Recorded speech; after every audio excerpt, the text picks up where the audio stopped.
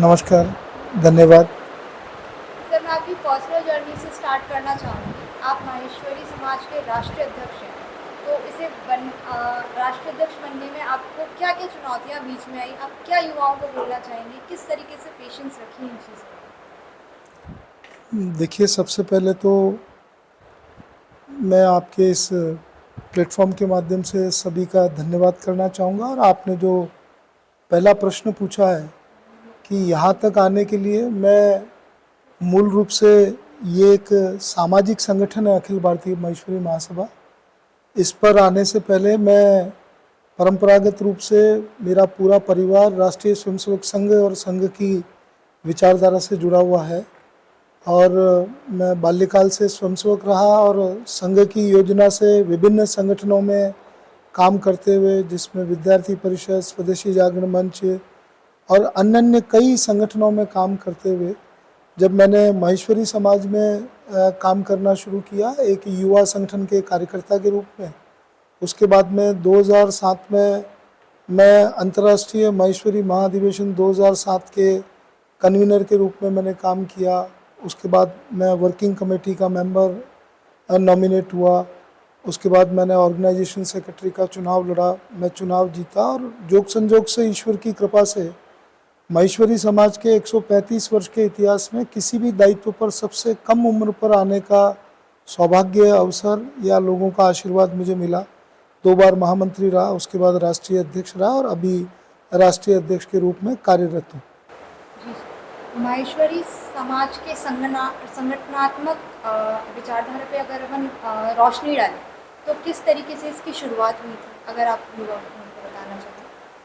मैं आपके चैनल के माध्यम से ये चीज़ जानकारी देना चाहूँगा कि अखिल भारतवर्षीय माहेश्वरी महासभा देश के सामाजिक संगठनों के इतिहास में सबसे पुराना और महत्वपूर्ण संगठन है और श्रृंखलाबद्ध संगठन है, जिसका अपना एक प्रकार है, विधान है। डेमोक्रेटिक वे से हम सारे अपने संगठन को चलाते हैं। 1891 में अजमेर से इसकी शुरुआत हुई। आज देश के 26 प्रदेशों में और नेपाल को हम चैप्टर मानते हैं। 26 प्रदेश के अलावा नेपाल के साथ देश के विदेश के अन्य सभी भागों में हमारा श्रृंखलाबद्ध संगठन है। हमारी जिला सभाएं हैं, हमारी प्रदेश सभा है, हमारी तालुका सभा है, तहसील सभा है, हमारा पूरा राष्ट्रीय स्तर पर युवा संगठन है, महिला संगठन है। उसके माध्यम से मैं ये कह सकता हूँ कि ये देश दुनिया का नहीं, विश्व का सबसे बड़ा श्रृंखलाबद्ध और सबसे पुराना हमारा संगठन। बहुत अच्छी बात है, बहुत अच्छी चीज़ सिखाई आपने। दूसरी चीज़ मैं आपसे पूछना चाहूँगी, जो अयोध्या में जो माहेश्वरी समाज का शौर्य भवन बन गया, उसको बनाने के पीछे माहेश्वरी समाज का क्या उद्देश्य था और आने वाली पीढ़ी के लिए वो कैसे मददगार साबित हो? वैसे तो अखिल भारतवर्षीय महेश्वरी महासभा का काम भवन निर्माण नहीं है और भवन निर्माण न हमारा उद्देश्य है, लेकिन जब 550 वर्ष की गुलामी के बाद प्रभु श्री राम अपने निज धाम में पधारे, तो इस पूरे संघर्ष यात्रा में महेश्वरी समाज के भी बहुत सारे लोगों ने अपना उत्सर्ग दिया, अपना समर्पण दिया और जो आज़ाद भारत में 3 सबसे कम उम्र की शहादत जो राम मंदिर के लिए हुई, उसमें राम शरद कोठारी, अविनाश माहेश्वरी, इन्होंने अपना प्राणोत्सर्ग किया और समाज की शौर्य गाथा अक्षुण्ण रहे। हमारी आने वाली पीढ़ियों के बीच में समाज का शौर्य लोगों के बीच में एक कीर्ति के रूप में वहाँ प्रस्थापित रहे। इस उद्देश्य को ध्यान में रखते हुए हमने केवल अयोध्या में शौर्य भवन निर्माण समिति के माध्यम से शौर्य भवन निर्माण करने का संकल्प किया, जो मेरे पूर्ववर्ती कार्यकाल में इसकी ज़मीन क्रय का काम हुआ था और उसमें हमारे पूर्व और निवर्तमान सभापति जी, जो पहले अध्यक्ष और निवर्तमान अध्यक्ष जी हैं, उनकी महत्वपूर्ण भूमिका रही। इस सत्र की शुरुआत में हमने इसका भूमि पूजन देश के सारे बड़े संतों के माध्यम से करवाया और अभी वर्तमान में वो लगभग मेरे ख्याल से देश के सामाजिक संगठनों के इतिहास में सबसे बड़े निर्माण के रूप में और भव्य निर्माण वहाँ चल रहा है, जो आगामी वर्ष में पूर्णता की ओर होगा। सही करा आपने। एक प्रश्न मैं पूछना चाहूँगी, जो जैन समाज का जो जीतो मॉडल है, और माहेश्वरी समाज का जो एमजीसी मॉडल है वो किस तरीके से डिफरेंशिएट है, क्या अलग है उसमें, क्या माहेश्वरी समाज अलग कर रहा है? देखिए, ये बड़ा एक ऐसा प्रश्न है। माहेश्वरी महासभा एक ऑर्गेनाइजेशन है, श्रृंखलाबद्ध संगठन है। जीतो भी एक संगठन है, लेकिन अगर आपको एमजीसी तो हमारे एक कार्यक्रम था, Maheshwari global convention, it is full named as Maheshwari global convention, जो 2007 में आयोजित हुआ, 2019 में आयोजित हुआ, 2026 में आयोजित हुआ। भविष्य में भी ये श्रृंखला जारी रहेगी। जीतो एक प्रकार से एक जैन समाज द्वारा प्रवर्तित, जैन समाज में जैसे भारतीय जैन संगठन अपना काम करता है सेवा का, जीतो व्यवसायिक विकास के लिए काम करता है। महेश्वरी समाज का संगठन समेकित समाज के समग्र विकास के लिए काम करता है। इन शॉर्ट, यदि इसको दो लाइनों में डिफाइन करना हो तो मैं ये कह सकता हूँ, we are organisation of classes, we are organisation of masses, sorry, we are organisation of masses with the support of classes. We work for masses, for upliftment of Maheshwari समाज and all other जिनको भी मानव मात्र की सेवा के लिए हम काम करते हैं। And right now जीतो is organization of classes for the support of masses।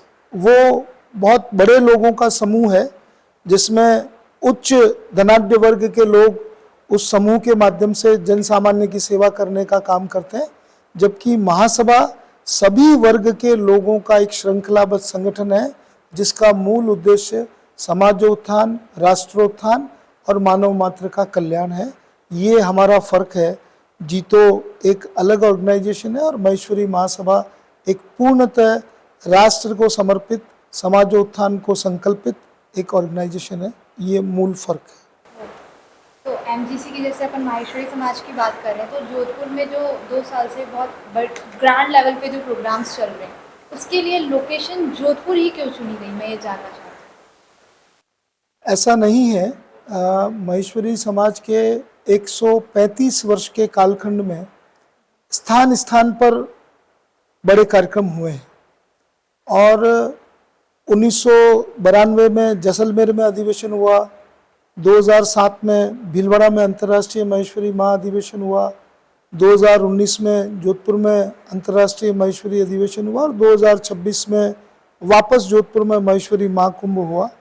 और लगातार 2 बार एक स्थान पर होने के पीछे मैं ये मान सकता हूँ एक बहुत बड़ा कारण वहाँ के कार्यकर्ताओं का जज्बा, वहाँ के कार्यकर्ताओं का हौसला और जिस स्केल पर इसको किया गया, जो 2007 में हुआ उससे डबल स्केल पर 2019 में किया गया, 2019 में जो हुआ उससे भी डबल स्केल पर 2026 में इस कार्यक्रम को किया, जिसमें लगभग 2000 से अधिक युवा कार्यकर्ता जो निष्काम कर्म योगी की तरह रात दिन काम करके, जिन्होंने 50,000 लोगों की एक साथ व्यवस्था, 4 लाख लोगों के भोजन की व्यवस्था, 10 लाख स्क्वायर फीट के पूरे पंडाल की व्यवस्था, इतने सारे बड़े ट्रेड फेयर की, मेरे ख्याल से राजस्थान का सबसे बड़ा ट्रेड फेयर, देश के सबसे नामचीन ट्रेड फेयर्स में से एक बड़ा ट्रेड फेयर वहाँ हुआ। डिफरेंट टाइप के ऐसे कोई भी एस्पेक्ट पर वहाँ ऐसा नहीं है जिस पर काम नहीं हुआ है। तो वहाँ के कार्यकर्ताओं की ताकत थी। देश का कोई भी संगठन, कोई भी कार्यकर्ता जो इस स्तर पर इससे कम ज़्यादा में यदि ये काम करने का इच्छुक है तो प्रत्येक 6 वर्ष से, प्रत्येक 6-7 वर्षों के बाद में अर्धकुंभ महाकुंभ की हमारी कल्पना है। ये 2 महाकुंभ जरूर जोधपुर में हुए हैं, लेकिन मैं नहीं समझता आने वाले महाकुंभ के लिए पूरा देश खुला है, पूरा विश्व खुला है और समाज के लोगों पर मुझे पूरा विश्वास है कि वो आने वाले समय में देश के अन्य अन्य भागों में भी इस तरह के सफलतम कार्यक्रमों का आगाज करेंगे। आने वाले चुनाव को लेकर क्या चुनावी रूपरेखा है? देखिए, ये माहेश्वरी समाज का एक डेमोक्रेटिक वर्क है। लोकतंत्र में चुनाव, सामाजिक संरचना में, और मुझे इस बात की प्रसन्नता है कि माहेश्वरी समाज का ऑर्गेनाइजेशन 100% डेमोक्रेटिक वे से काम करता है। हमारे यहाँ किसी तरह का ऐसा नहीं है कि कोई व्यक्ति किसी प्रभाव से, किसी दबाव से धन बल के आधार पर या अन्य अन्य दबावों के आधार पर किसी दायित्व पर आता है। हमारा एक नीचे से पूरा चयन मैकेनिज्म है जिसमें प्रतिनिधि चयन होते हैं, महासभा कार्यकारी मंडल के सदस्य, कार्य समिति के सदस्य मिलकर के हमारे राष्ट्रीय पदाधिकारियों का चुनाव करते हैं। और चुनाव लोकतंत्र का एक सबसे बड़ा उत्सव है और ये देश दुनिया का सबसे बड़ा लोकतंत्र है और महेश्वरी समाज की ये संस्था देश के सामाजिक संगठनों में सबसे बड़ी लोकतांत्रिक संस्था है। इसलिए चुनाव हो रहा है, इसमें कोई दो राय नहीं है। उसकी रूपरेखा तो मैं समझता हूँ, हम सब लोग केवल एक ही उद्देश्य के लिए काम करते हैं, चाहे वो हमारे सहयोगी साथी पैनल है, आज चाहे हम चुनाव में आमने सामने हैं, लेकिन मैं मानता हूँ हम सबका मूलभूत उद्देश्य इस समाज को विकसित करना, समाज के अंतिम व्यक्ति को, अंतिम पायदान के व्यक्ति को अपलिफ्ट करना और इस देश के विकास में समाज की भूमिका को परिलक्षित करना, रेखांकित करना, ये है। और गत सत्र में भी मैं इससे पहले भी महामंत्री रहा हूँ, संगठन मंत्री रहा हूँ और जिन जिन चीज़ों की न्यूनताएं मैंने समाज संगठन में और समाज के सामान्य परिवारों में महसूस की है, उन सभी न्यूनताओं की पूर्ति के लिए आपको एक लाइन में बात कहूँ तो इस चुनाव में जो उद्देश्य है, जो काम करने का एक संकल्प है, अवसरों की समानता समाज के प्रत्येक परिवार को मिले। समाज के प्रत्येक परिवार को, चाहे वो शिक्षा के क्षेत्र में हो, चाहे वो चिकित्सा के क्षेत्र में हो, चाहे वो ease of living, ease of doing, उसको सभी तरह से एक समान अवसर मिले। उसके लिए जिन जिन चीज़ों की आवश्यकता है वो समाज संगठन, हमारे संसाधन वाले जितने भी लोग हैं, ट्रस्ट हैं, उन सब के माध्यम से उनके लिए एक अच्छा प्लेटफॉर्म उपलब्ध कराए। ये इसमें हम काम करने का प्रयास भी कर रहे हैं, जिसमें बहुत बड़ी सफलता हमको मिली भी है और मैं उम्मीद करता हूँ इस चुनाव में भी हम सब लोग मिलकर के इस उद्देश्य की पूर्ति के लिए एक अच्छा नेतृत्व का चयन कर पाएंगे, ऐसा मैं मानता हूँ। अब आते हैं युवा पीढ़ी पे, जेनजीज पे। जिस तरीके का माहौल अभी जेनजीज के बीच में चल रहा है, मैं कहना चाहूँगी कि जैसे कोई 20-25 साल का कोई युवा है, वो घर में बैठ के टीवी देख रहा है और ये सोचे कि समाज से हमको क्या लेना देना है, 4 परिवार है, 4 परिवार में सदस्य हैं, हम तो खुश हैं, हमें समाज से क्या लेना देना। तो उस वाले डाइवर्सिफिकेशन में माहेश्वरी समाज का क्या रोल रहेगा, आप क्या मैसेज देना चाहेंगे उन युवाओं को? देखिए, पूरे विश्व में एक बड़ा बदलाव है जेन जी को लेकर के। पूरा विश्व एक नए मोड़ पर है और भारत में इसका विशेष प्रभाव मैं इसलिए मानता हूँ कि देश की 65% आबादी युवाओं की है। युवाओं की सोच के आधार पर देश की दिशा और दशा तय होने वाली है। ठीक उसी तरह से हम ये मानते हैं कि जब देश की 65% आबादी युवा है तो निश्चित रूप से समाज की भी अधिकांश आबादी युवा है और हमने युवाओं के लिए अधिकतम अवसर मिले। युवा सोच के साथ में हम समाज के विकास के नए आयामों को छुएं, नए परिवर्तनशील इस संसार में, टेक्नो से भी इस युग में हम समाज की सोच में बदलाव के साथ हमारी रीति नीति पद्धति में बदलाव करें। इसके लिए जैसे अभी जनवरी में जब हमारा ग्लोबल कन्वेंशन हुआ था, हमारे पूरे कार्यक्रम वो युवा केंद्रित कार्यक्रम रहे। उस पूरे कार्यक्रम को क्रियान्वयन करने की संपूर्ण टीम, मैं ये कह सकता हूँ वो जेन जी टीम थी, जिसमें हमारे वरिष्ठ, चाहे वो हमारी स्थानीय जिला सभा, प्रदेश सभा, हमारे आयोजन समिति के लोग मार्गदर्शक की भूमिका में, उनको दिशा निर्देशन की भूमिका में थे। क्रियान्वयन की पूरी भूमिका जेन जी की थी। सारे कार्यक्रमों का डिजाइनिंग जेन जी की आशा और अपेक्षा के अनुरूप किया गया और समाज के भावी जितनी भी योजनाएं, अभी हमने इसी सत्र में माहेश्वरी ड्रीम शेपर एक डिजिटल प्लेटफॉर्म हमने लॉन्च किया है, जो हमारे नए पढ़ने वाले बच्चे हैं, जो शिक्षा के, उच्च शिक्षा के क्षेत्र में काम कर रहे हैं, उनको किसी प्रकार के संसाधनों की कमी नहीं हो, इसके लिए हमने एक डिजिटल प्लेटफॉर्म इंट्रोड्यूस किया माहेश्वरी ड्रीम शेपर MDS के नाम से, जिसमें हमको ज़बरदस्त सफलता मिली है, जिसका मैक्सिमम बेनिफिशियरी जो एज ग्रुप है वो 18 से लेकर 24 साल तक है। हमने एक दूसरा डिजिटल प्लेटफॉर्म चालू किया, वो प्लेटफॉर्म नहीं कह सकते हैं, योजना है, जिसका इम्प्लीमेंटेशन डिजिटल माध्यम से हो रहा है, MPPY, माहेश्वरी प्रतिभा प्रोत्साहन योजना। उसमें भी उसका पूरा बेनिफिट हमारे समाज के 10th और 12th के बच्चों को जो हो रहा है।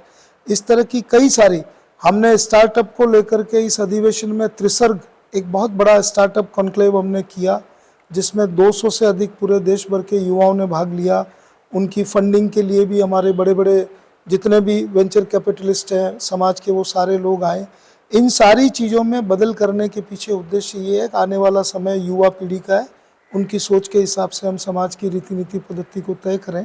इसके लिए प्रयास चालू है, किया था, कर रहे हैं और भविष्य में करते रहेंगे, ये मैं आपके माध्यम से कहना चाहता हूँ। संदीप सर, मैं आपसे जानना चाहती हूँ कि आपका जो कार्यकाल चल रहा है उसके अंदर आप क्या मानेंगे कि ये आपकी उपलब्धियाँ हैं, और आने वाले समय में चुनाव के बाद में अगर आप राष्ट्रीय अध्यक्ष बन के आते, फॉर श्योर आप आएंगे, तो उसके बाद आपकी क्या योजनाएं रहेंगी?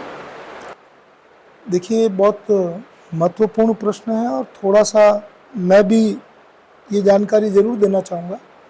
इस सत्र में हमने सत्र के प्रारंभ में कुछ चीज़ों को संकल्प और लक्ष्य के आधार पर काम करना शुरू किया।